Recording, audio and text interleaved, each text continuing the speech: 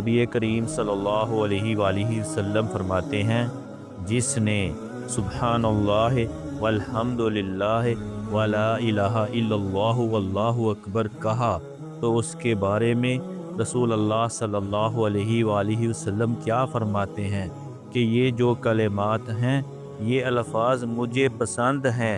हर उस शय से जिसके ऊपर सूरज तलू होता है। जो कुछ दुनिया में है और दुनिया पूरी की पूरी, दुनिया में क्या कुछ नहीं है, सोना,